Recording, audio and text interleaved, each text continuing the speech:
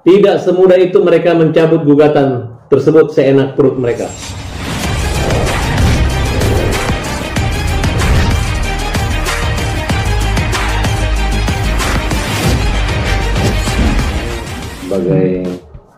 Sebagai apa ya? Sebagai orang yang netral saat ini ya, memang saya tidak terlalu aktif dalam hal memberi komentar-komentar karena memang saya juga bingung ini kasus ujungnya nggak ada gitu. Berita damai sampai kita udah ketemu menteri gitu. Jadi saya anggap nggak ada upaya menghormati atau menghargai Pak Menteri Sosial gitu. Seenaknya sendiri mereka gitu. Dan pada hal ini saya mendukung Pak Menteri Sosial dan saya mengatakan bahwa saya mendukung pemerintah. Nah, saya nggak ngerti kenapa ini bisa terjadi. Yang awalnya perkara ini adalah murni hanya sumbangan sukarela, bukan donasi. Kalau yang namanya donasi itu adalah harus ada resmi gitu. Tapi ini ada charity, sifatnya kemanusiaan, sedekah. Terbukti bahwa podcast Denny Sumargo menyarankan atau menginformasikan bahwa Agus lagi butuh biaya untuk berobat. Silahkan bantu saya kelasnya.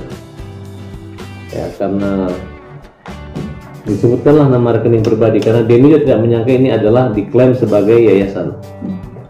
Nah, kalau memang mereka mengakui ini yayasan, pertama Novi nggak boleh mundur jadi ketua yayasan. Kedua, Novi nggak bisa bertanggung jawab mengembalikan uang ini kepada Denny. Karena proses penguasaan uang 1,3 miliar itu bukan dengan cara yang baik dan benar, tapi dengan cara jebakan, takut menakutkan. Ibaratnya Agus ini ditipu sama Gary, sehingga uang 1 miliar menyerang. Ketika mereka menggunakan media sosial untuk menggiring di posting, akhirnya mereka malu, mereka minta maaf dan berpindah lagi 300 juta 1,3. Awalnya Bang Denny Sumargo mengatakan bahwa dia menjamin uang itu buat Agus Salim, kalau digunakan untuk yang lain dia akan ganti. Bahkan kekurangan 89 juta ditanggung oleh Denny Sumargo. Kita punya rekaman, data segala macam, dan videonya ada semua terbuka. Sehingga bagi saya Denny Sumargo itu adalah pahlawan bagi Agus Salim.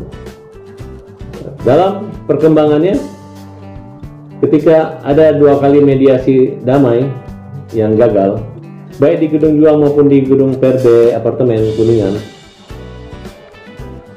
di situ ternyata awalnya Denny Sumargo yang tidak berlepas tangan dalam persoalan ini harus dilibatkan, sehingga deadlock-lah perdamaian tersebut. Muncullah penafsiran-penafsiran seolah-olah Novi punya kewajiban membuat donasi. Tidak. Yang membuat draft konsep perdamaian adalah Brian.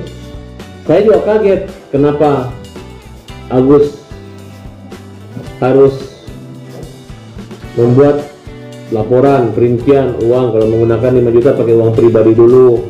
Nah, kemudian nanti dana kalau selesai diserahkan pada Agus. Nanti tidak bisa kalau dia meninggal tidak bisa berhenti sepihak, harus keluarga mewakili gitu. Kalau pengertiannya seperti itu. Untuk mengakhiri bukan langsung top, dilanjutkan keluarganya untuk mengakhiri. Nah, kemudian kalau mereka menganggap ternyata uang ini kurang, mereka mau mengadukan donasi. Kita kan jangan pakai ini, ntar malu gitu. Nah, jadi tolong ya, nggak ada niat menjebak Novi, tidak ada niat seperti itu gitu, nggak ada. Tapi jangan digoreng-goreng kayak itu gitu. Karena ini kan bagian dari kalian. Kalian jangan pecah, jangan membuat sesuatu yang menyudutkan Brian. Karena Brian bisa menunjukkan bahwa konsep draft itu sudah disampaikan ke Novi dan udah oke. Jangan diejek Agus dengan hal seperti itu. Nah, kemudian kita didamaikan oleh Pak Menteri. Sudah selesai semua. Kami cabut laporan, semua cabut laporan, termasuk laporan Novi kita cabut semua. Tiba-tiba Denny Sumargo mengatakan bahwa dia tidak ikut campur.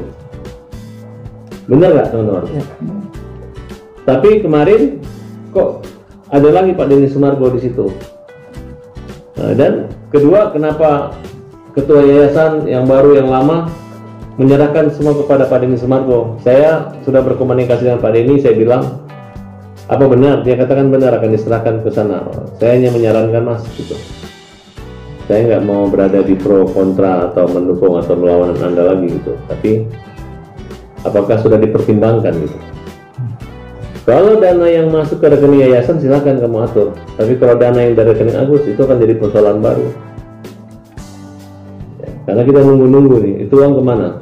Dan saya berani taruhan, tidak ada satu orang pun di dunia ini yang bisa atau mampu mengalihkan dana itu buat kepentingan siapapun selain kepentingan penerima manfaat itu Agus. Termasuk Menteri Sosial tidak bisa memerintahkan uang itu untuk digunakan selain Agus.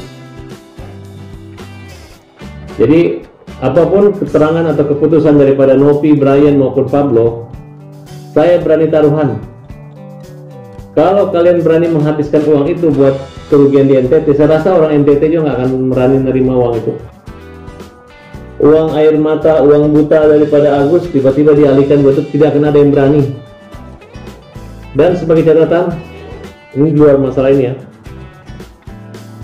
kami akan melaporkan tim hukum yang menggugat Agus Perdata sebagai memberi keterangan palsu atau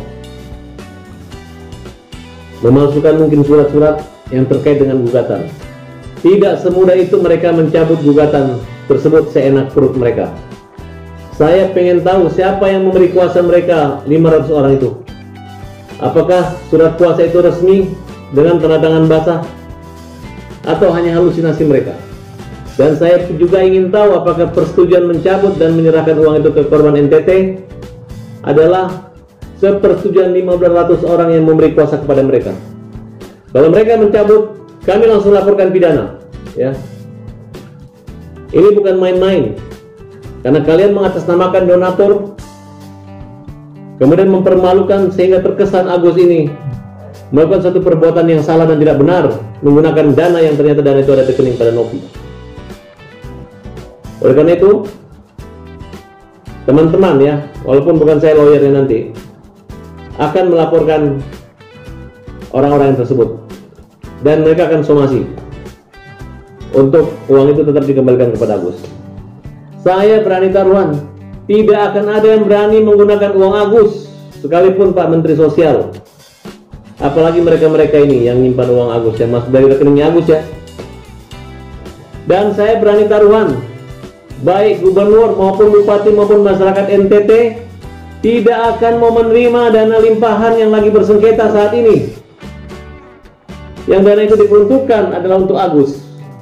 Tidak akan ada yang berani. Tidak akan ada yang berani. Saya taruhan.